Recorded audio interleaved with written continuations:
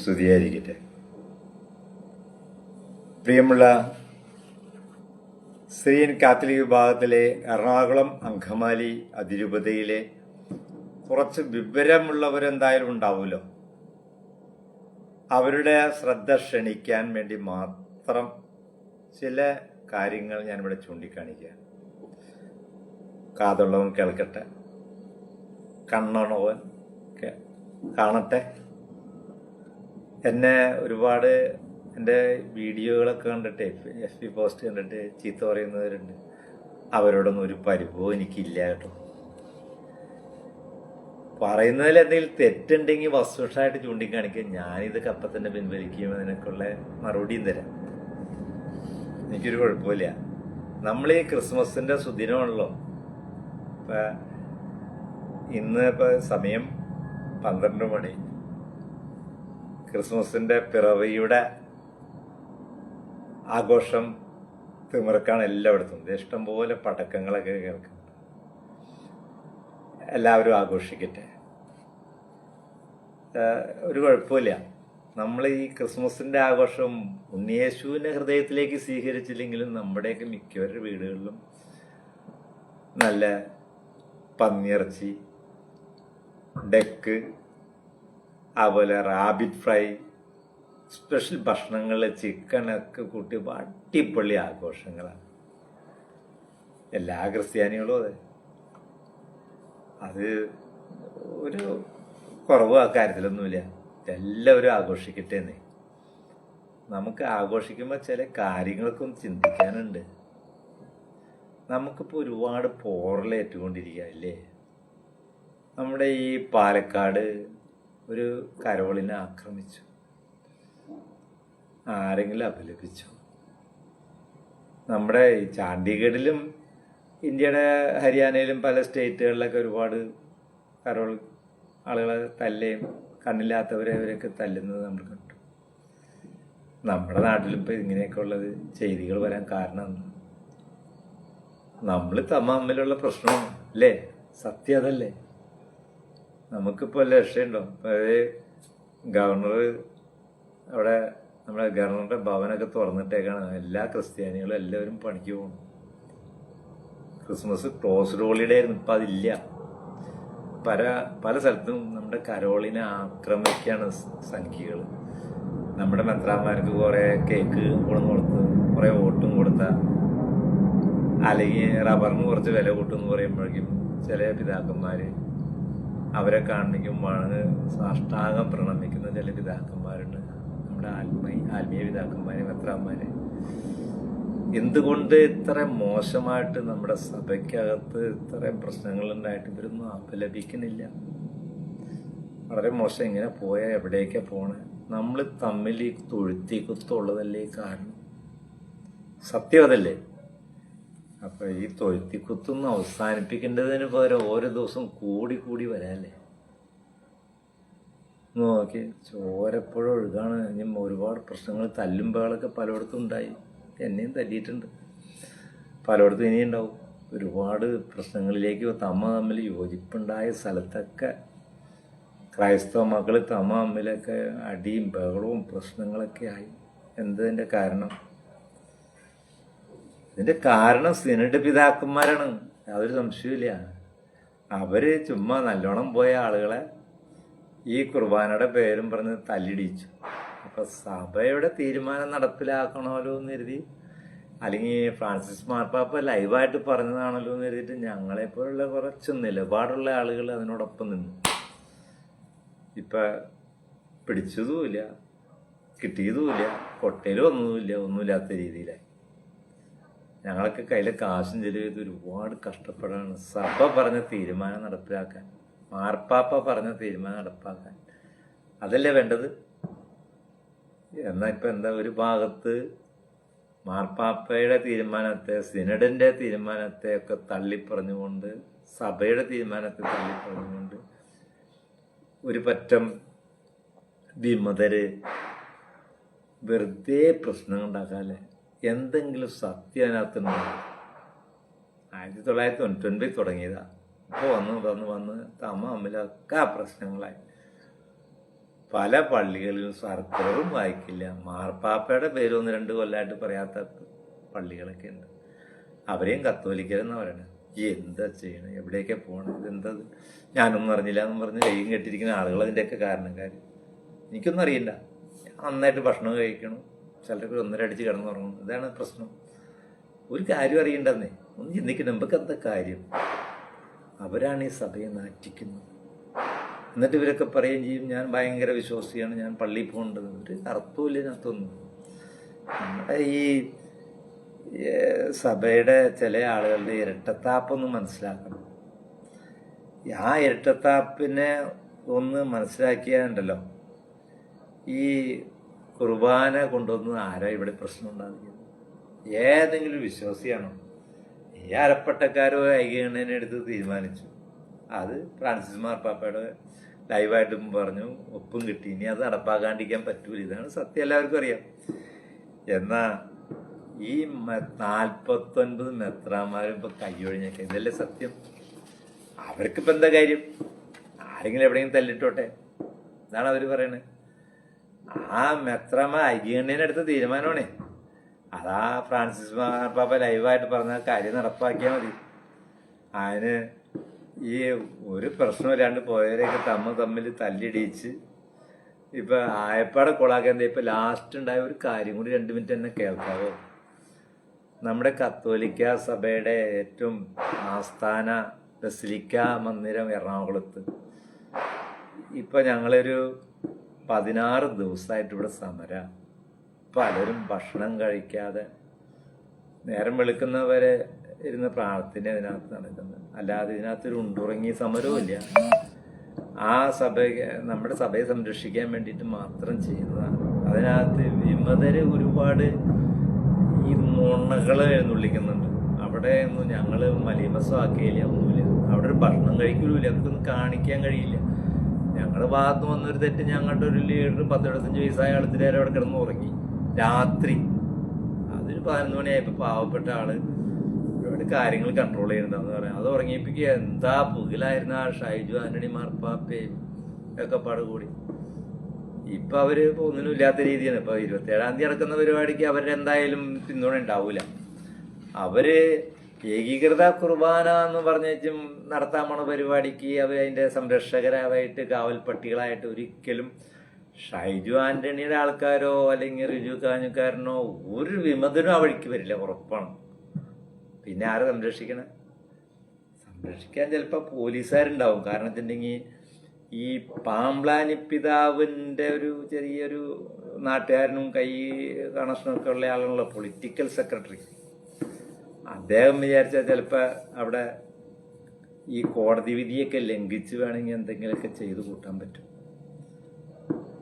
അല്ലാതെ അവിടെ സത്യത്തിൻ്റെ ഭാഗത്ത് നിൽക്കുന്ന എന്തെങ്കിലും നന്മയുള്ളവരാരും ആ പരിപാടി 27-ാം തീയതി നടക്കുന്ന പരിപാടിയിൽ പങ്കെടുക്കില്ല. പിന്നെ അതിനുള്ള ഈ പട്ടം കൊടുക്കുക പട്ടമൊക്കെ നല്ല കാര്യമാണ്, നല്ല കൊടുക്കേണ്ടത് അത്യാവശ്യമാണ്. അതൊക്കെ വളരെ നല്ല കാര്യം. എല്ലാവരും പങ്കെടുത്ത് അതൊരു ചൈതന്യം നേടാൻ പറ്റുന്ന കാര്യമാണ്, ഏറ്റവും നല്ല കാര്യം. പക്ഷേ ഈ 27-ാം തീയതി നടക്കുന്ന കാര്യം ഇന്നേ വരെ ആ ബസിലിക്കയിൽ അങ്ങനെ ഒരു പരിപാടി ഉണ്ടായിട്ടില്ല, ഒരു കീഴ്വഴക്കവും ഇല്ല. അവിടെ കോടതി വിധി ലംഘനമാണ് അവിടെ നടക്കുന്നത്. ഒന്ന് ബസിലിക്ക പോലെ വേറൊരു ബസിലിക്ക അവിടെ ഉണ്ടാക്കിയേക്കാണ്. 25 ലക്ഷം രൂപ അടുത്തോളം ആ ബിൽഡിങ് പണിയാനായിട്ടുണ്ട്. അത് AC ബിൽഡിങ്ങാണ്, AC ടെമ്പററി ആയിട്ട് പണിതേക്കാണ്. അത് വലിയ സ്റ്റൈലായിട്ട് ഉണ്ടാക്കിയാണ്. ഞാൻ കണ്ടു. അത് പണിത് അന്ന് തന്നെ പൊളിപ്പിച്ചു. അത് നിയമമല്ലാന്നും പറഞ്ഞു. പിന്നെ സ്വാധീനം ചെലുത്തി ഞങ്ങളെ പൊളിക്കാനുള്ള സാഹചര്യം ഉണ്ടാക്കി കൊടുത്തപ്പോൾ പൊളിക്കാൻ കുറച്ച് കാലതാമസം വേണമല്ലോ എന്ന് കരുതി ഞങ്ങൾ മാറിയിപ്പിക്കും. വേറെ തരത്തിലേക്ക് അത് വൈക്കത്ത് പറമ്പിൽ അച്ഛൻ വേറെ കുൽസിത മാർഗത്തിലൂടെ വീണ്ടും അവിടെ ഇന്ന് പണി ആരംഭിച്ചു. എന്ത് പണി ആരംഭിച്ചാലും അവിടെ നടത്താൻ പോകുന്ന കർമ്മത്തിന് ഒരു വാല്യൂ ഇല്ലെന്നേ.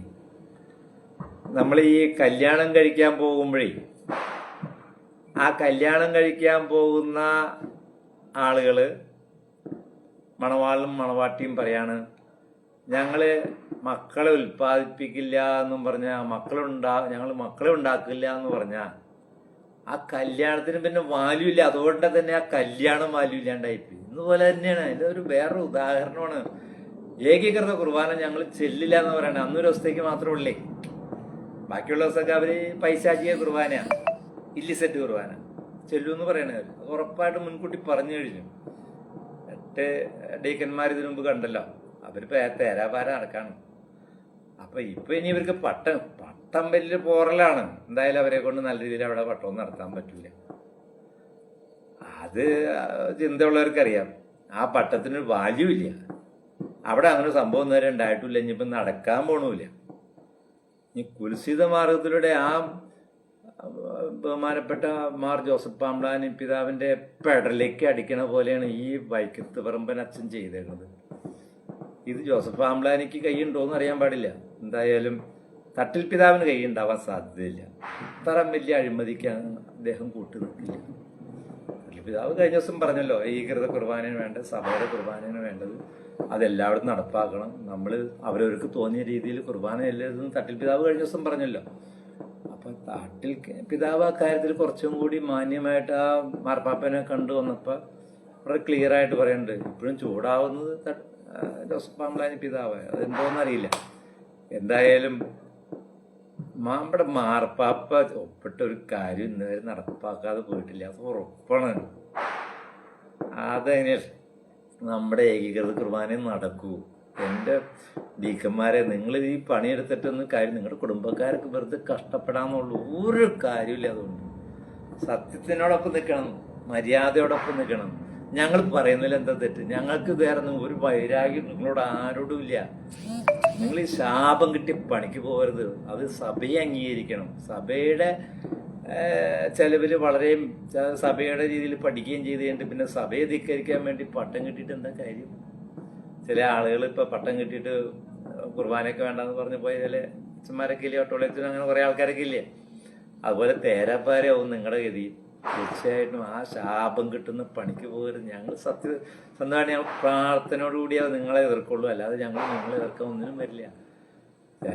അത് ഞങ്ങൾ ഒരു കാരണവശാലും നിങ്ങളെ ആക്രമിക്കാനോ ഈ വിമതരെ പോരെയൊക്കെ തല്ലിടാനോ മെത്രാമാരെ കോലം കത്തിക്കാനോ വത്തിക്കാൻ പ്രതിയുടെ കുപ്പിക്കെറിയാനോ ഒന്നും ഞങ്ങളില്ല. അല്ലെങ്കിൽ ആ പാവപ്പെട്ട അച്ഛനെ ആൾത്താരെ കയറി ഒരു അരത്തിങ്കളച്ഛനുണ്ടല്ലോ, ആ അച്ഛൻ കയറി ചവിട്ടി സർക്കാരിലേക്ക് എറിഞ്ഞില്ലേ, അങ്ങനത്തേക്കുള്ള ശാപം മേടിക്കുന്ന അച്ഛന്മാരെ ശിക്ഷഗണങ്ങളാവാനാണ് നിങ്ങൾ പോണേ. ഒരു കാരണവശാലും നടക്കൂല. വളരെയധികം നമ്മുടെ സഭയ്ക്ക് പോറിലേക്കാണ്. നമുക്ക് കോടതി വിധി ഉണ്ടല്ലോ. നിങ്ങൾ അന്ന് കൃത്യമായിട്ട് അന്വേഷിച്ച് നോക്കി. കോടതി വിധി നമുക്ക് ആർക്കനുകൂല? കോടതി വിധി സഭയ്ക്ക് അനുകൂലമാണ്. അതുകൊണ്ടല്ലേ ഞങ്ങളൊക്കെ അവിടെയൊക്കെ 10 ദിവസമായിട്ടും അവിടെ 10-15 ദിവസമായിട്ടും അവിടെ ഇരുന്ന് പ്രാർത്ഥിച്ചിരുന്ന ഒരു കോടതിക്ക് ഇടപെടാനോ ആർക്കും ഞങ്ങൾ ഇറക്കാനോ കഴിയില്ല. ഞങ്ങളൊരു മര്യാദകളും പറയണില്ലല്ലോ. ഇപ്പം നമ്മുടെ ഈ IA നമ്പർ 22/2025 മജിസ്ട്രേറ്റ് കോടതിയിലെ ഒരു കേസാണ്. അത് ആർക്കനുകൂല? സഭയ്ക്ക് അനുകൂലമാണ്. അതായത് സഭാ മക്കൾക്ക് അനുകൂലമാണ്. 20/12/25 വന്നേക്കണ വിധിയുണ്ട്, ഓർഡർ. അത് ആ ഓർഡർ പ്രകാരം ഒരു കാരണവശാലും നിങ്ങളുടെ ഈ ബസിലിക്ക കോമ്പൗണ്ടിനകത്ത് വേറെ പരിപാടി നടക്കില്ല. ഇപ്പോൾ കുദാശാകർമ്മങ്ങൾ പോലും പറ്റില്ല എന്ന് പറഞ്ഞേക്കണേ. അതാണ് കോടതി വിധി. പിന്നെ എന്തിൻ്റെ അടിസ്ഥാനത്തിൽ ഈ പേക്കൂത്ത് കാണിക്കാൻ പോണ? ഒരു തരത്തിലും നടക്കില്ല. നടന്നാൽ തന്നെ അതിനൊരു വാല്യൂ ഇല്ല. ഇത് ഒത്തിരി ചെറിയൊരു ബുദ്ധിമതി മനസ്സിലാക്കാനാണ്. നിങ്ങളെ പറ്റിക്കാണ്. നമ്മുടെ പാമ്പ്ലാനി പിതാവിനെയും പറ്റിക്കാണ്. ഈ വൈക്കത്ത് പറമ്പിനും തോമസ് മങ്ങാട്ടോടെയും കൂടി തെമ്മാടിത്തര ചെയ്യണേ. 10-50 ലക്ഷം രൂപ ഒരു മാസം വരുമാനമുള്ള പള്ളിയാണ്. ഒരു കമ്മിറ്റി പോലും കൂടാതെ തോന്നിയാവാസം ചെയ്യാണ്. സാധാരണ പാരിഷ് കമ്മിറ്റിയും കൈക്കാരന്മാരോടൊക്കെ ചോദിച്ചിട്ട് വേണം അത്രയും വലിയൊരു ചടങ്ങൊക്കെ നടത്താൻ. ഇത് ആരോടെയും ചോദിച്ചിട്ടുണ്ട്. ഏതെങ്കിലും കമ്മിറ്റി ഇവിടെ ഉണ്ട്? കാട്ടിലെ തടി മാരാരുടെ ആന വലിയുടെ വലിയെന്ന് പറഞ്ഞിട്ട് അങ്ങ് ഏതായാലും കത്താൻ പോവാ. ഊരിനെ കുഴപ്പമില്ല, ലാഭം എന്നുള്ള രീതിയിലാണ് 2 അച്ഛന്മാരും കൂടി ചെയ്യണേ. പാമ്പ്ലാനി പിതാവ് ഒന്ന് കണ്ണു തുറന്നാൽ നല്ലതാ. അല്ലെങ്കിൽ പണി വേറെ കിട്ടും. എവിടെന്നാ? ഞങ്ങളാരും ഉപദ്രവിക്കാൻ പോകില്ല. ഞങ്ങൾ ആരും ഉപദ്രവിക്കില്ല. ഒരു കോലവും കത്തിക്കില്ല. മാർപ്പാപ്പ ഇനിയും വിളിപ്പിക്കും. കഴിഞ്ഞ ദിവസം വിളിപ്പിച്ച് നല്ല ഫയറിങ് കിട്ടിയെന്നുള്ളതാണ് ഞങ്ങൾക്കൊക്കെ കിട്ടിയ അറിവ്. എന്തായാലും ഇനി അങ്ങോട്ട് വിളിപ്പിച്ചാൽ മിക്കവാറും ഇങ്ങോട്ട് പോരുമ്പോൾ ചിലരൊക്കെ കുപ്പായൊക്കെ അഴിച്ചു വെച്ച് പോരേണ്ട ഗതികേടൊക്കെ ഉണ്ടായിട്ടുണ്ട്. അതിലേക്ക് വരാണ്ട് ഒന്ന് ശ്രദ്ധിച്ച, ഈ ഭക്ഷണപ്രിയമായിട്ട് നടക്കാണ്ട് തട്ടിൽ പിതാവ് ഒന്ന് ശ്രദ്ധിച്ച, ഇന്നലെയൊക്കെ വന്നാണ് തട്ടിൽ പിതാവിൻ്റെ ഓരോ വാക്കുകളും അർത്ഥവത്താ, ബഹുമാനിക്കുന്നു. ആ തരത്തിലേക്ക് വരണം. ആ മക്കളെ ഡീക്കന്മാർക്ക് കൃത്യതയോടുകൂടി ഏകീകൃത കുർബാന മാത്രമെന്ന് പറഞ്ഞ് അത് ചെല്ലേണ്ട പല സ്ഥലങ്ങളുണ്ടല്ലോ, ഈ ബസലിക്ക പള്ളി അല്ലാണ്ട് പല സ്ഥലത്തും ചെല്ലാലോ നമുക്ക്. അവിടെ ചെല്ലിച്ച് അത് ഭാര്യപാടി ഭംഗിയാക്കാൻ നോക്കാം. അതിലേക്കാണ് തുനിയേണ്ടത്.